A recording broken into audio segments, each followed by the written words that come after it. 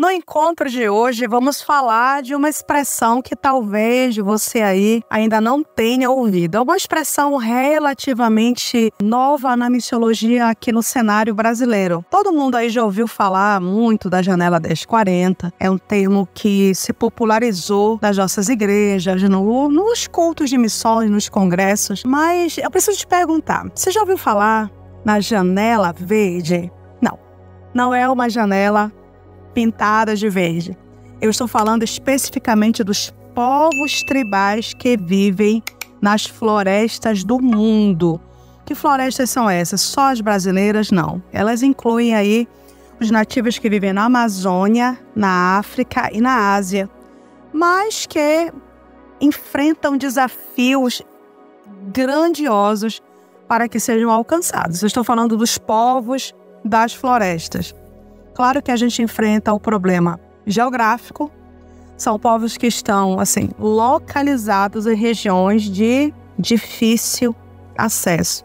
Nós temos aí a dificuldade cultural. São povos que têm a sua própria cosmovisão, sua própria cultura. Nós enfrentamos problemas econômicos, porque são missões que são dispendiosas. São missões caras. Não é tão fácil alcançar um povo tribal. Isso envolve o treinamento desse obreiro antes que ele vá, e muitas vezes é necessário o investimento da missão da igreja por um longo período de tempo. Precisa-se estudar a língua, precisa-se habituar ao povo, precisa-se encontrar as melhores estratégias missionárias. É necessário, muitas vezes, quando o povo tem uma língua ágrafa, alfabetizar esse povo, para depois tornar aí conhecido a eles os conceitos básicos do Evangelho, ou seja, discipulado. Eu estou falando do discipulado. Então é um trabalho a longo prazo. E como surgiu esse termo Janela Verde, que agora eu quero que faça parte da sua vida que está aí me escutando, né? Vamos começar a orar pela Janela Verde, vamos começar a falar sobre a Janela Verde nos nossos cultos de missões e tentar fazer com que ela seja tão conhecida quanto a Janela 1040. O missionário coreano Joshua Cheng, ele estava participando de uma conferência missionária na Amazônia e os indígenas tiveram o primeiro contato com o termo Janela 1040. E ele começou a refletir, a partir da conversa com esses indígenas, que queriam se encontrar também dentro desse cenário missionário. Então ele começou a refletir sobre o fato de que nós temos 2.200 povos não alcançados, dos menos alcançados da terra, concentrados dentro dessa floresta. Esses povos tribais, eles estão em 35 países e, como eu já falei, eles apresentam desafios significativos para serem alcançados pelo Evangelho. O Brasil, no caso a Amazônia, está dentro dessa janela verde. Eu posso falar um pouco sobre isso porque, como você sabe, eu já fui missionária transcultural entre povos tribais na Amazônia. Eu sou uma testemunha da quantidade de povos que eu conheci sem nenhum missionário ou nenhuma missão atuando com eles. O que eu via, muitas vezes, era, na melhor das hipóteses, uma visita rápida. A organização vai, faz um culto, o culto termina, distribui seus kits de higiene, cesta básica, se faz aquele movimento espiritual, mas depois entram no barco e vão embora. Como eu já disse, esse método, eu tenho minhas reservas quanto a ele. Eu tenho minhas reservas em relação ao método que não deixa ninguém, ao esforço missionário que chega e vai embora com hora marcada. Eu acho complicado. Por eu já ter morado, trabalhado, participado e conhecer um pouquinho mais, eu acredito mais na missão que fica. A missão que evangeliza, que discipula, que alfabetiza, na missão que desenvolve relacionamento. Eu acredito naquele missionário que ganha o povo para si, para depois ganhar o povo para Cristo. Para ganhar o povo para si, é preciso investir tempo nesse relacionamento. Esse movimento da Janela Verde, ele é chamado de terceira onda. O que é a terceira onda dentro do movimento missionário? São os indígenas, uma vez salvos, uma vez evangelizados, uma vez discipulados e imbuídos do ardor missionário. Esses indígenas, eles se dedicam à pregação do evangelho para outros povos tribais. É fazer discipulado entre os povos tribais para que eles, que já são habituados ali naquela cultura, para que eles que já vivem naquele ambiente, já são acostumados a viajar dias e dias de canoa, a enfrentar quilômetros por dentro da selva fechada, a ter aquela alimentação característica. Veja bem, essa pessoa sendo aí evangelizada, discipulada e preparada para alcançar outros povos, essa pessoa ela vai ter muito menos dificuldade do que uma pessoa de uma outra cultura, de um outro país, você entende? Essa é a terceira onda. E ela é magnífica. Preparar o tribal para que ele alcance outro tribal. Isso aí é a igreja em movimento. Nós não precisamos, na verdade, de centenas de missionários de fora. Nós precisamos de missionários comprometidos, de fato, em fazer discípulos que façam outros discípulos. Se essa é a terceira onda, a primeira onda refere-se aos missionários estrangeiros em território brasileiro. Houve um momento da nossa história que nós precisamos ser alcançados por esses missionários, fomos evangelizados por eles, fomos discipulados por eles e hoje nós somos aí o grande celeiro de missões do mundo. Aí chegamos na segunda onda justamente nesse momento, quando nós começamos a enviar nossos missionários para o exterior. E agora é o momento da reflexão e da tomada de decisão para que a terceira onda se torne uma realidade. Eu, como missionário, preparando aquela pessoa que o Senhor me confiou, para que aquela pessoa se torne aí um multiplicador da palavra para seu próprio povo ou para outros povos da mesma região. Joshua Cheng, ele uniu forças com Steve Saint. Não sei se você conhece a história, mas foi um estrategista norte-americano que perdeu o pai como Marte entre os Aucas do Equador. Se você ainda não conhece a história, eu te aconselho que leia. É uma história incrível de superação, uma história em que parece que tudo acabou com o assassinato dos 5 jovens missionários e na verdade foi um pontapé inicial para um movimento missionário que alcançou o mundo.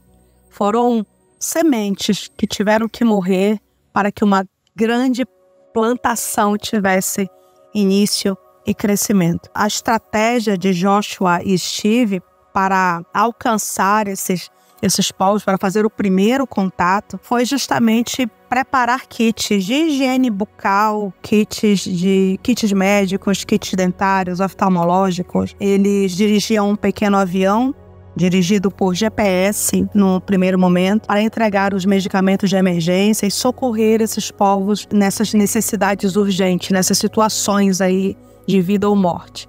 Isso foi necessário para o primeiro contato, né? É importante que você chegue e você ofereça aí uma contrapartida. Você está chegando com uma solução para o povo, com uma solução, com uma resposta para um sofrimento, para uma necessidade imediata que aquele povo está enfrentando. Assim você quebra a resistência. Você consegue iniciar um relacionamento e dali para frente você torna esse relacionamento estratégia para que você vá alcançando esses povos a longo prazo. A Janela Verde, ela tem um histórico que envolve a mobilização para que obreiros sejam recrutados e treinados para alcançar pessoas do seu próprio povo ou do povo vizinho. Quando nós viemos para cá, para o Brasil, olha só que números que são números que nos envergonham, são números que nos entristecem. Quando nós comparamos com outros números, por exemplo, a minha denominação, quem me conhece sabe que eu sou da Assembleia de Deus, nós temos mais de 100 anos, né, aqui no Brasil. A Igreja de Cristo tem mais de 2.000 anos no mundo. Nós somos 2 bilhões aproximadamente de evangélicos. Inclusive, eu já falei sobre isso em outro vídeo, nós temos aí mais de 50% do PIB mundial nas nossas mãos, nas mãos dos cristãos. Os números, eles são muito impressionantes. Nós nos estabilizamos teologicamente, financeiramente. Nós temos prédios, cursos, estrutura. Nós nos desenvolvemos em muitas áreas. Na verdade, nós somos grandes. Nós temos um número impactante. A grande questão é que parece que nós somos como o Mar Morto, que recebe muito de seus afluentes e não está canalizando, está recebendo muito, mas não está dando a contrapartida. Nós gastamos 99% de nossa renda conosco, com nossas necessidades, com os projetos missionários de nossa própria igreja, na melhor das hipóteses. E nós não estamos fazendo aquilo que o céu espera que nós façamos. Estamos vivendo para nós. E enquanto isso, nós temos aí, só no Brasil, 344 etnias que falam 181 línguas diferentes. 164 dessas etnias são consideradas não alcançadas e em 99 delas nunca foi dirigido nenhum culto. Isso aqui no Brasil. São etnias com pouco ou nenhum conhecimento de Cristo, espalhados aqui na nossa Amazônia, sem que nós estejamos preocupados com o que está acontecendo. Muitos deles já estão com as portas abertas para o Evangelho, estão esperando que alguém vá. Só que para que alguém vá, esse alguém tem que ser despertado, treinado, enviado e mantido. Esse alguém tem que ser sustentado espiritualmente e financeiramente. Só que para que tudo isso aconteça, precisamos ter um pastor despertado e uma igreja disposta a investir. A investir onde meus olhos não podem ver, onde meus olhos não estão vendo. É a visão de reino e aquela visão aonde o céu brada, acorda. Pastor, o teu campo é o mundo, não é o local onde tua igreja está estabelecida. Nós não fomos chamados para abrir pequenas congregações ou grandes congregações de nosso ministério. Não é o nosso nome, não é a nossa placa, não somos nós. O centro do Evangelho é Cristo. Tornar Cristo conhecido é a razão de ser da igreja. Foi para isso que Ele te salvou, foi para isso que Ele te sustentou, foi para isso que Ele te entregou esse povo, pastor. Foi para isso que você recebeu do céu essa autoridade, sentado nessa cadeira, atrás dessa mesa. Decida pelo Evangelho, decida pela cruz, decida pelo alcance, decida pelo esforço que vai tornar Cristo conhecido até o último homem. Eu já vi particularmente um pastor, quando ele soube de um desses povos tribais, ele perguntou: mas quantas pessoas tem lá? Quantas casas tem lá? Ele estava fazendo uma conta dentro da cabeça dele para ver se valia a pena ou não alcançar esse povo. Uma conta. Agora eu te pergunto, é justo você ou eu decidirmos quem merece ouvir o Evangelho? E se lá só tiver uma casa? E se nessa casa só tiver uma pessoa? Não vale a pena então o meu esforço? Onde foi que o Evangelho se transformou em uma conta onde eu preciso investir e eu preciso ter um retorno financeiro desse investimento? Onde foi que a mensagem do Evangelho se converteu para um pensamento tão pequeno, onde eu preciso ter um resultado, onde eu preciso ter uma resposta daquilo que eu fiz, daquilo que eu dei? O Evangelho é muito mais do que isso. O sangue derramado foi o de Cristo, não foi o meu nem o seu. Nós não podemos ser uma parede, um impedimento para que qualquer povo tribal, qualquer pessoa deste mundo ouça o Evangelho. Não podemos ser esse investimento. A nossa ordem é ir até o último metro quadrado onde exista alguém. A nossa ordem é ir até o último homem, independente de onde esse homem esteja, independente das dificuldades para chegar até lá. A Janela Verde representa uma oportunidade crucial para a igreja se voltar para o término da tarefa da evangelização mundial. Precisamos agora conscientizar a igreja brasileira sobre a importância de dedicar todos os esforços possíveis à evangelização desses povos. A Janela Verde é a zona das florestas tropicais no mundo. Não podemos nos deixar cegar pela cortina verde. Precisamos avançar nesse sentido. E como é que nós começamos? Começamos orando. Eu proponho um desafio voltado para a oração. Ore pelos povos tribais. E eu me emociono, porque eu penso que nesse momento tem povos tribais em completas trevas espirituais. Uma vez um índio falou para mim: eu acredito que existe um Deus maior do que os espíritos que nos afligem, que nos atormentam, mas eu não sei o nome dele, eu não sei onde ele mora, então eu não posso chamá-lo para que ele me defenda. Quantos estão assim nesse momento? Olhando para o céu, à espera de um sinal, de uma palavra, olhando para o caminho, à espera da chegada de um caminhante que lhes traga uma resposta, que lhes traga uma saída. Uma alma vale mais do que o mundo inteiro. Teve um momento da minha vida em que eu tomei conhecimento da existência de uma família.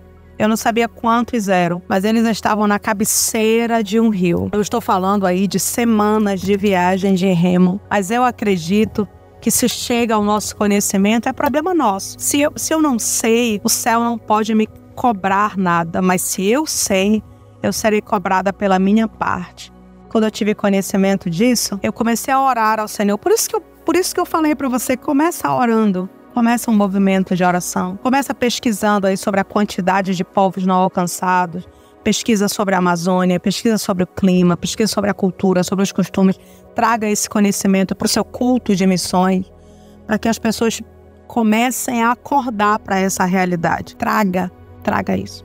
Fotos, vídeos, banners. Traga isso para a igreja. Faça a igreja começar a orar. Quando eu soube dessa realidade dessa família, eu iniciei um movimento de oração. Depois eu parti para o orçamento, planejamento, como seria conseguir um barco, um mateiro, conseguir mantimentos para levar, conseguir recursos para essa canoa, combustível e óleo dos tempos e tudo que era necessário. Amados, foi uma viagem difícil, foi uma das mais difíceis da minha vida. O rio, ele é um rio muito longo, né? E estreito, é um furo. Então tinha momentos que nós não podíamos ligar o motor, tinha que ser no remo. Tinha percursos nesse rio que não dava para ser no remo nem no motor. Tinha que ir para a beira, cortar uma árvore chamada imbaúba, descascar essa árvore, cortar pedaços desse tamanho, colocá-las debaixo da canoa e rolar a canoa por cima dela. E tinha momentos que dava para ligar o motor. 5 horas da tarde, eu e o mateiro parávamos para armar o tapiri, fazer o fogo, e a outra pessoa ia caçar algum animal para essa alimentação. Se um dia um fazia parte dessa tarefa, no dia seguinte fazia a outra parte. Dormíamos exaustos. Tinha que ser no tapiri por causa da quantidade de jacarés e outros animais selvagens que tinha na região. Chegamos até o momento em que não era mais possível seguir de canoa. A parte desse percurso foi feita a pé. Chegamos na casa. Eram brasileiros, mas eles não sabiam quem era o presidente do Brasil, não conheciam a nossa moeda. As crianças que moravam lá, os adolescentes, nunca tinham visto um carro, nunca tinham saído dali.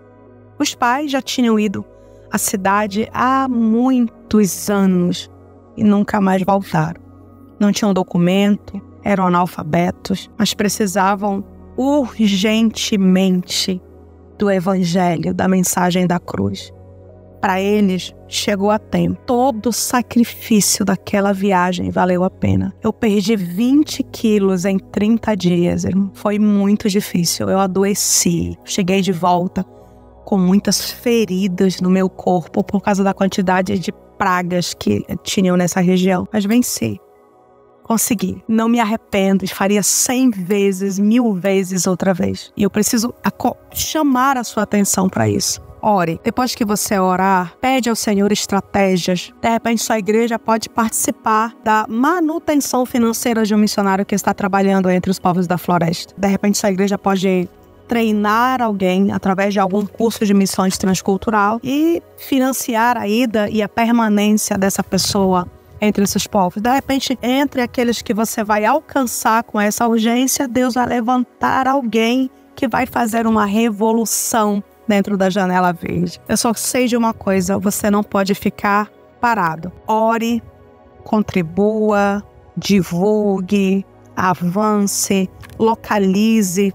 Se algum povo desse, de repente, está dentro da sua região, chame a atenção para ele. E empreendendo juntos todos esses esforços, nós vamos conseguir cumprir a tarefa que o céu espera de nós. E assim, cada um fazendo a sua parte, o Evangelho de Cristo chegará até os rincões mais distantes da Janela Verde. Posso contar com a sua oração? Ora com a gente. Vamos avançar enquanto é tempo. O céu conta com você.